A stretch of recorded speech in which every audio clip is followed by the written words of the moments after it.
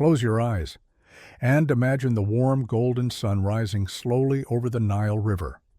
More than 3,000 years ago, as the first light touched the desert sands, a new day began in ancient Egypt. The air was cool, the river was calm, and a civilization was waking. In this video, we will gently drift back in time to experience a peaceful day in the life of an ordinary person living in ancient Egypt. No kings, no battles, just daily life, the sounds they heard, the work they did, the food they ate, and the world they lived in. Let your mind slow down and drift through history. Along the river, homes of mud brick sit close together. The walls are the color of sand, cool in the early morning, warm by noon. From one doorway, a faint light appears. A family wakes before the sun grows strong. In ancient Egypt, most people lived simply. They worked with their hands. They followed the river's rhythm, and they measured time by what the land could give. A child steps outside and looks toward the water. In the distance, you can hear birds and the soft creak of a wooden boat. Inside a small home, breakfast begins. Grain is poured into a stone grinder. Hands move slowly, steadily, turning barley into flour. Bread is life here. It's eaten in the morning, carried to the fields, shared at night. The smell is warm and earthy. A clay bowl holds dates, maybe onions, maybe a small piece of dried fish if the family is lucky. This isn't a feast, it's routine.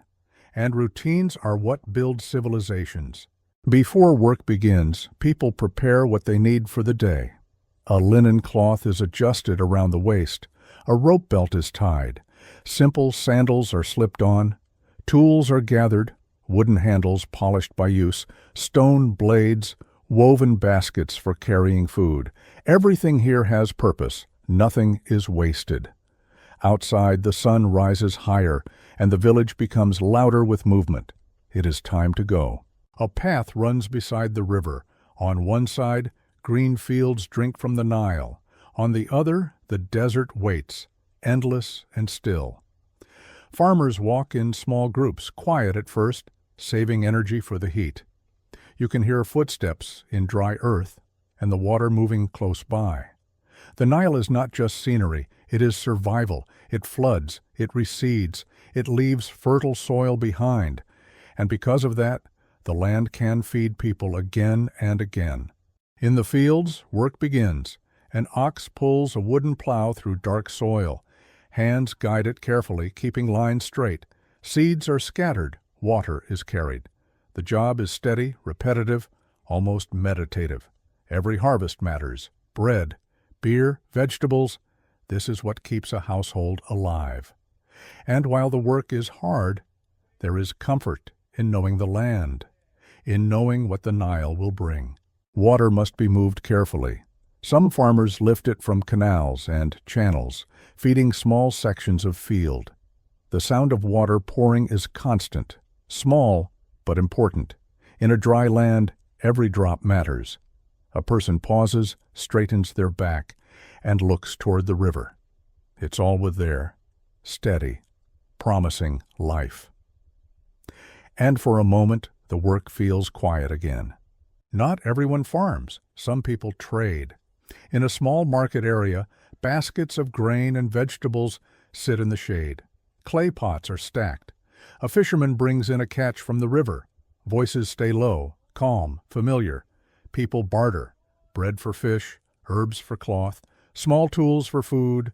It's not loud like a modern city. It's simple, human. A community keeping itself alive, one exchange at a time. Now the sun is high. Heat presses down on the land. Work slows. People rest in shade, under a tree, beside a wall. Beneath woven cloth, a clay cup of water is passed from hand to hand. A bite of bread, a few dates, a quiet breath. In ancient Egypt, you learn to respect the sun. You don't fight it. You move with it. And in the stillness of midday, the world feels like it is holding its breath. In another part of the village, a craftsperson works in the cooler shadow of a doorway. Hands shape clay into a bowl. A wooden tool smooths the surface. Pottery will hold water. grain, oil, everything a home needs. Nearby, someone weaves reeds into a basket. There is pride in simple skill, because skill feeds families too. Every object is made slowly, carefully, meant to last. The Nile is always busy. Small boats glide across the water. A fisher pulls a net slowly, patiently. The surface shimmers with sunlight. Water birds move along the reeds. Some people travel to nearby villages. Some carry goods. Some simply move with the current. The river connects everything. It is road, pantry, and heartbeat all at once. As the day cools, people return home. Footsteps follow the same path back. The fields grow quiet. The market empties. A soft breeze returns. The sun leans toward the horizon, turning the whole world amber. Children run ahead, laughing softly. A parent calls them back. Home is close now, and the day begins to feel gentle again. Dinner is simple: bread, vegetables, rub a little fish. A family sits close together in the evening air. An oil lamp flickers softly. Someone tells a story, maybe about the river, the harvest, a funny moment from the day. In a world without screens, voices matter more. Faces are lit warmly by flame, and in that small circle of light, life feels safe. Night arrives quietly, the heat fades, the desert cools. Above, the sky opens, deep blue filled with stars. With no city lights, the heavens feel endless. People look up and see patterns, stories, gods, time itself. The world becomes silent again, and the Nile continues flowing in the dark, steady, eternal, like it always has. And now, the village sleeps. Homes grow dark. Oil lamps fade one by one. The day is complete. A simple life, guided by the river and the sun, not famous, not recorded in monuments, but real, and repeated by millions of people across thousands of years. If your mind is still awake, let it slow down. Imagine the Nile moving softly in the darkness.